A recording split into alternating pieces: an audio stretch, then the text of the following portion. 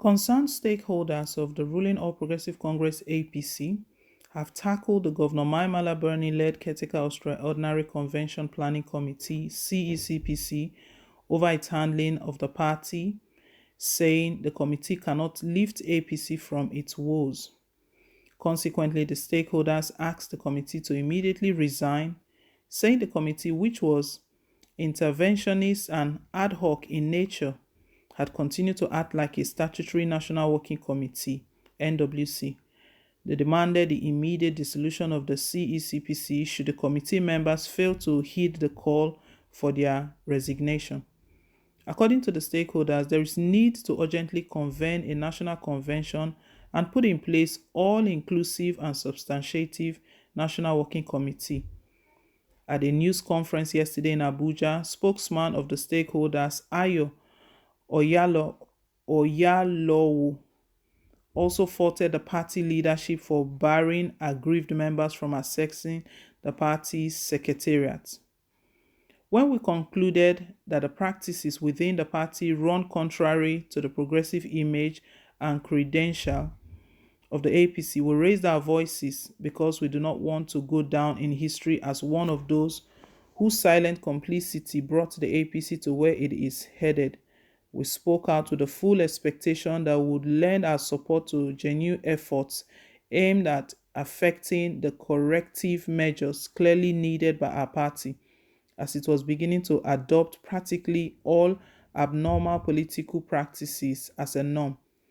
However, instead of seeing reasons with our concerns and heeding to the call for a return of the party to its core foundational principles and progressive ideologies, we are appalled that all the current party leadership did in response to our well-intentioned effort was to declare us persona non grata and put orders in place banning us from accessing the party's secretariat. Apart from the clear instructions issued to the leadership of the APC Press Corps not to allow our group the use of the press center, we are in the know of a memo issued to all departments in the party headquarters directing all department heads not to allow us entry or the use of any facility within the secretariat complex. These actions are indeed a further indication of the retrogression in the APC that we spoke about.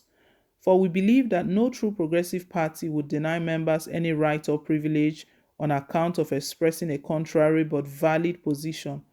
We waited this long before speaking out on the said development because we do not want to be distracted from our objectives. Our objectives remain to preserve the sanctity of this party for the benefit of all its members, high or low, young or old, male or female. Let it be known that we shall remain firm on this resolve no matter the extent of threat or intimidation we may encounter, he stated. The stakeholders noted that having written personal and open letters to party leaders, they were continuing with the campaign to ensure APC imbibed progressive principles and ideology as a sure way to the sustenance of the party. Like we have always maintained, whatever we have done and will do in the future are aimed at restoring the values and core tenets that set APC apart as a distinct and progressive party. Unfortunately, it appears that the Maimala Burney-led Caretaker and Extraordinary Convention Planning Committee lacks what is required to take us there. While we acknowledge the wisdom behind the decision of President Muhammadu Buhari and the National Executive Committee (NEC) of the APC to institute the novel idea of Caretaker Committee as a stopgap solution to the problems the party was grappling with, it has become obvious to all discerning party men and women that the CECPC cannot fix the problems it met on ground. If anything, the Caretaker Committee has created even more problems for the party than it was meant to resolve. For a start, the Caretaker Committee, which was constituted primarily to stabilize the party and organize the congresses and convention of the party, went about functioning as if it was the National Working Committee, and as a result carrying out responsibility it had no mandate for. Apart from embarking on a needless party membership revalidation and registration that didn't come with anything new, the Caretaker Committee went about constituting endless committees to carry out the very responsibilities it was assigned to do. This is clearly indicative of the incompetence of the committee, and the fact it has even subsisted for this long is a greater testimony to its failure.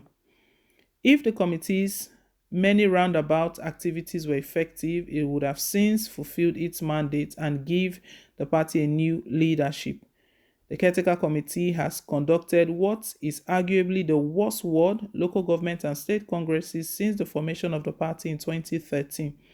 These congresses, rather than putting the party on strong footings, has created further divisions and disenchantment among its members. Only days ago, stakeholders of the party from Bauchi State protested at the party's headquarters as a result of the fallout of the congresses. In the same vein, the attempt by the leadership of the party to reconcile stakeholders from Oyo State hit a brick wall right inside the party's headquarters. Similar circumstances are also being witnessed in Osun and some other states simply because the processes were built on very shaky foundations, an outcome designed to favor certain selected individuals in the party. Another crystal clear evidence of the failure of the Caretaker Committee is the outcome of the Anambra governorship election. While it is said that the APC came a dismal third in an election it had every chance of winning, it would have been a magic if the party had performed better than it did, especially considering that the candidate of the party, Senator Andy Uba, emerged through a process that was completely strange to the ideas of the APC. Little wonder that almost all the aspirants of the party in the primary election turned the other way after they had been denied the right to exercise their rights as full-fledged members in a free and fair contest. To make matters worse, the Caretaker Committee, rather than manage the fallout of the unfortunate primary elections, busied itself pursuing opposition party members to join the APC. But even with almost all the opposition party members emptying into the APC, the party still had the worst outing in the election. Indeed, only politicians living in yesteryears still believe that the influx of opposition party members to a party is all that was needed to win elections. There is no gainsaying that the glaring reality that lies ahead of the Buni-led Caretaker Committee is allowed to hold forth. At this time, the APC needs to close ranks, heal and return to the order that endeared it to Nigerians. Incidentally, the Abdullahi Adamu-led National Reconciliation Committee that is meant to help achieve some of these tasks is yet to fully kick off.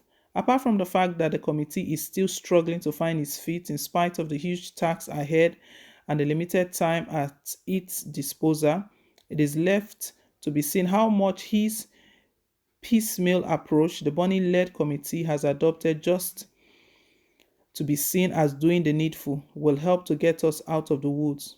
What is certain, however, is that we shall not sit and watch a party we have contributed so much in building to go down the drain as a result of the selfish actions of a few. On the basis of the above and many others too numerous to mention, the concerned APC stakeholders is calling for the immediate resignation of the Buni-led Caretaker and Extraordinary Convention Planning Committee for their glaring failures in managing the affairs of the party, failures of which the committee should be immediately dissolved, and a new committee whose task would be to immediately conduct the National Convention of the party be constituted. Oyalowo stated.